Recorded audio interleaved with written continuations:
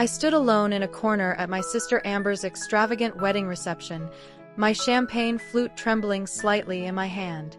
The crowd buzzed around me, filled with laughter and conversation. Yet, I felt utterly disconnected. I had a successful marketing career, my own apartment, and friends who truly cared about me. But in my family, I had always been the disappointment, the outcast. Then I heard her voice, Eleanor, my mother, cut through the room with a precision only she could achieve. At least she wasn't a failure like you. Even your birth ruined my life, she said, laughing as if it was a joke everyone around her should understand. My brother, Thomas, joined in with that familiar, cold laughter. The laughter that had echoed throughout my entire childhood. My entire life. Something inside me finally broke. A weight that had been pressing down on my chest for as long as I could remember. I placed my glass down carefully on the table, turned around, and walked straight out the door. I grew up in an upscale Boston suburb, a place where appearances always mattered more than feelings. Our home was a colonial-style house, complete with a perfectly manicured lawn, and it was the perfect backdrop for my mother's carefully curated life. From the outside, we were the picture of a perfect family. My father, Robert, was a successful corporate attorney, working long hours. My mother, Eleanor, was elegant, poised, and demanding. We had 3 children, Amber, Thomas, and me. Behind closed doors, however, the reality was quite different. My mother was the ultimate perfectionist. Her standards weren't just high, they were impossibly, deliberately unattainable, especially for me. Amber, my younger sister by 2 years, was the golden child from the start. She had grace. Everything about her was perfect. Her ballet recitals were masterpieces, her school projects always award-winning. She made friends with the right people, from the right families. Even when she made mistakes, they were overlooked or forgiven immediately. Amber has such natural grace, my mother would often say, while, in the same breath, criticizing me. Morgan, must you slouch like that? Stand up straight for once. And then there was Thomas. Years younger than me, Thomas quickly realized that aligning himself with our mother was the easiest way to avoid conflict. He became her loyal enforcer, echoing her criticisms and adding his own biting remarks to gain favor. When I came home with an A on my report card, Thomas would be the first to remark, almost good enough, but not quite. Typical Morgan. Our father, Robert, was physically absent for most of my childhood. He worked long hours, often leaving the house before I woke up and coming home late. When he was around, he retreated into his study or hid behind newspapers. I tried more times than I can count to talk to him about how my mother treated me, but his response was always the same. Your mother just wants what's best for you.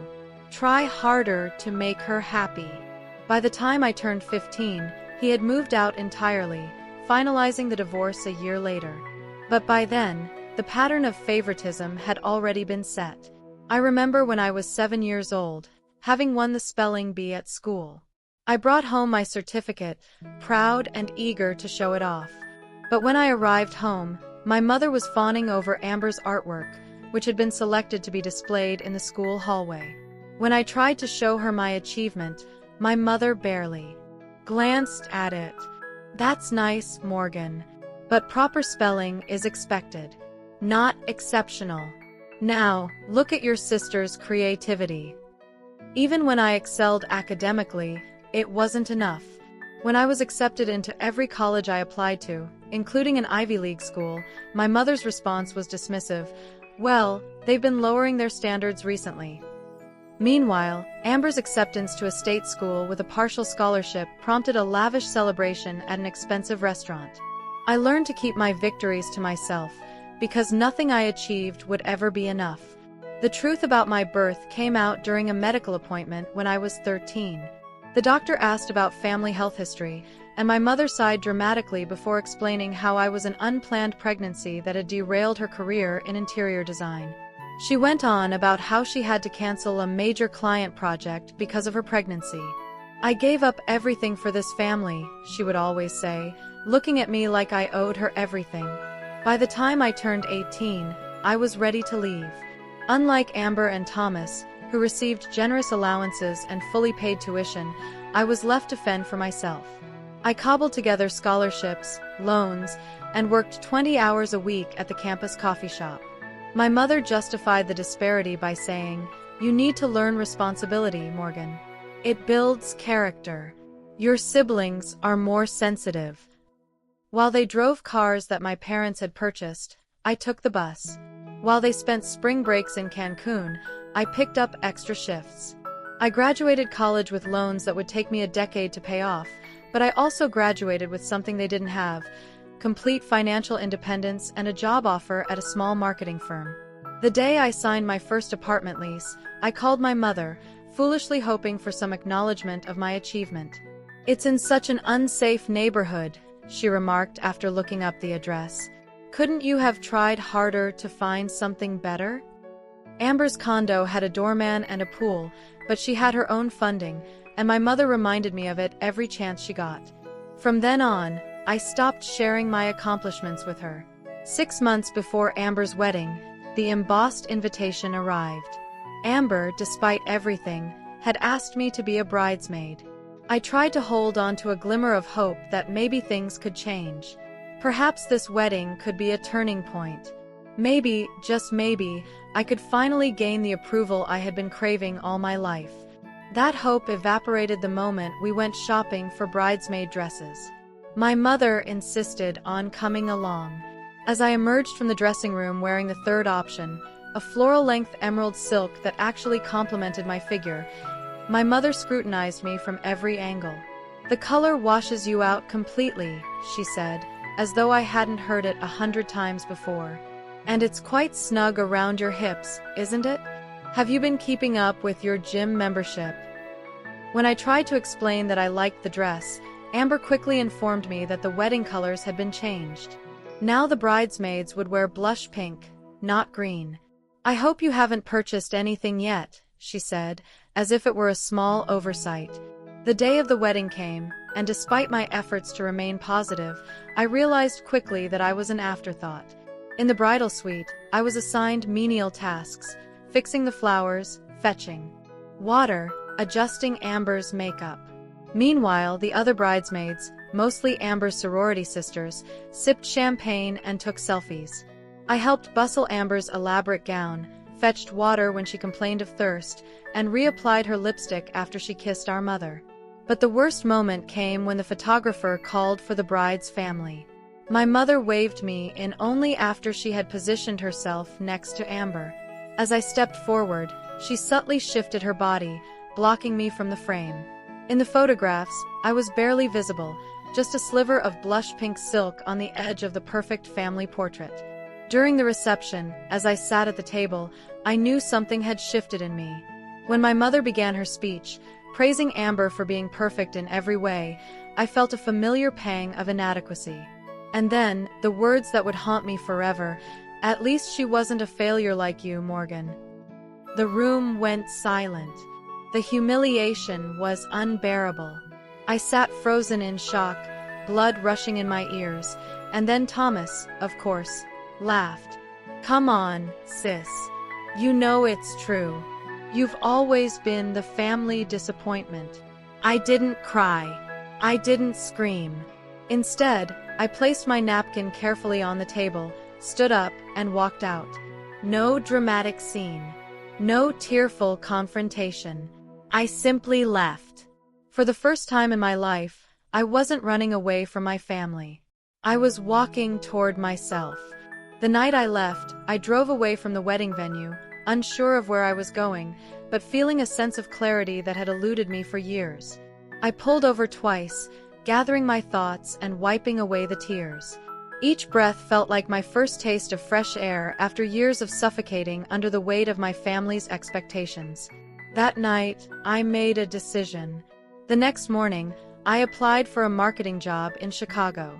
The voice of my mother, telling me I wasn't good enough, still echoed in my head, but I knew I had to try. 3 months later, I moved to Chicago, started my new job, and began to build a life that was entirely my own. The holidays came and went.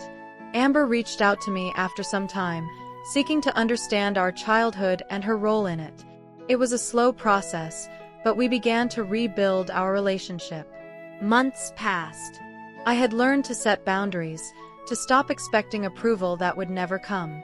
My family, including my mother, was beginning to see the truth, but I had already moved on. I had found my own path. I had built a new family. My final conversation with my mother was one of the hardest moments of my life, but it was also one of the most liberating. I was finally able to speak my truth without fear. It was the moment I knew I was truly free. Months later, I received an email from Thomas. His message was the first glimmer of self-awareness I'd ever seen from him.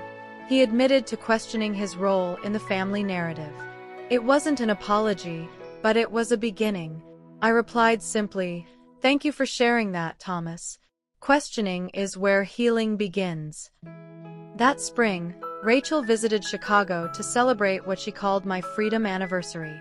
We spent a weekend exploring the city, taking an architecture boat tour, eating deep dish pizza, and talking late into the night like we had in college.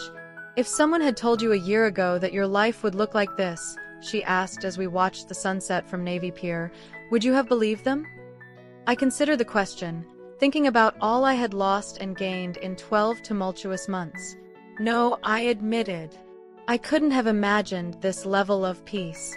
When Thanksgiving came around, I received another formal invitation from my mother. This time, I didn't even consider attending. Instead, I hosted my own gathering in my Chicago apartment. Jessica and her boyfriend, David the photographer, 2 colleagues from work, and Rachel flew in specially for the occasion. As we sat around my table sharing food and laughter, I realized I had created exactly what I'd always longed for: a circle of people who chose me, who saw me clearly and valued what they saw. The family I was born into had failed to provide the unconditional acceptance I needed. So, I had built it for myself, person by person, connection by connection. The journey from that devastating moment at my sister's wedding to this peaceful Chicago evening had been neither straight nor easy. There had been days of doubt, nights of grief, and moments of rage at all the years I'd lost trying to earn approval that was never coming. But through it all, I had discovered an essential truth. Sometimes walking away is not an act of defeat, but of profound self-respect. I had learned that forgiveness doesn't always mean reconciliation. That boundaries aren't selfish, but necessary. That healing doesn't erase scars, but integrates them into a stronger whole. Most importantly, I had learned that family is defined not by blood, but by behavior, by who shows up, who listens, who celebrates your joy, and soothes your pain. Thank you so much for watching my story. If you've ever had to choose yourself over expectations, share this video with someone who needs to hear that they're not alone. Don't forget to like, subscribe, and take care of yourself. You deserve peace, you deserve love, and most of all, you deserve to live authentically.